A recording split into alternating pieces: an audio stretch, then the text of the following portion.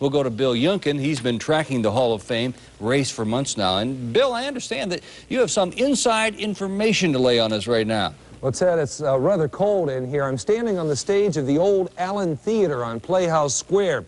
Now, we know that Playhouse Square is one of a number of locations being offered to the Rock and Roll Hall of Fame Board of Trustees. Now, the very important thing to keep in mind is that the old Allen Theater is owned by the Cleveland Foundation, which is known for its charitable donations. Now, no one will come out and say exactly that this is the #1 site, but they won't say it is either. Now, what we've learned is that if this isn't the #1 site, Cleveland folks have something else up their sleeves. But the main thing on everybody's minds tonight is that national telephone poll. Radio stations like WMMS are busy urging listeners to phone in their vote for Cleveland today, and you can bet the same thing is happening in the 7 other cities of Tennessee. Now, here's the clincher as far as what Cleveland's offering, a prime spot for the Hall of Fame right on Cleveland's waterfront. I'm told that the New York committee, if they decide on one of these 6 locations, like here at the Allen Theater, they could move in here for, say, a couple of years and then be offered a brand spanking new building as part of the Inner Harbor projects. Ted, it would be a wonderful location. Yeah, you've certainly convinced me for one. The Hall of Fame would certainly create a mountain of money and new jobs for the people of Greater Cleveland. Certainly would. Who could turn that down? Thanks, Bill.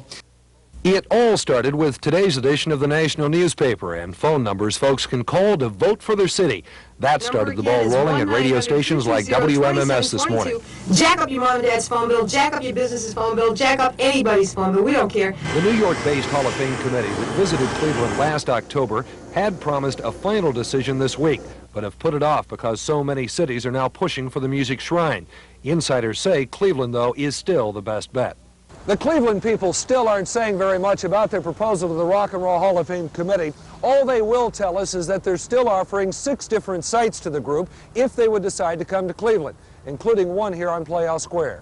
Others mentioned are Tower City, the Warehouse District, the Flats, and the Central Market area. But we've learned they might only be temporary. We're told that there is a good possibility that once the Inner Harbor project is finished, the Hall of Fame could be in a brand new building on the waterfront. We're told the Hall of Fame group's impressed with Cleveland and the fact that last summer over 600,000 folks signed petitions in a drive to get it built here. But with so many other major cities in the running, it could be a brand new ball game. Apple for rock and roll, so we're going to make the rest of could the have an country know that impact. too. 1-900-220-2722. Cast your vote right now for Cleveland for the Rock and Roll Hall of Fame and Museum. For Live on 5, I'm Bill Yunkin in Cleveland.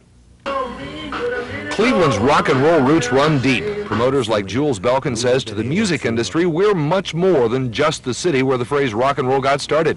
But why are we such a big hit? The major reason is that we're gamblers in Cleveland. Hank LeConte of the former Cleveland Agora agrees. Music lovers here have always been gamblers, willing to give new rock groups a chance. He says all you have to do is check out all 10 music superstars being enshrined into the Hall of Fame tomorrow night. They were accepted as stars here long before they made it in a lot of the other parts of the country. All 10 enshrinees played Cleveland early in their music careers, the Everly Brothers a number of times. Then there's Ray Charles.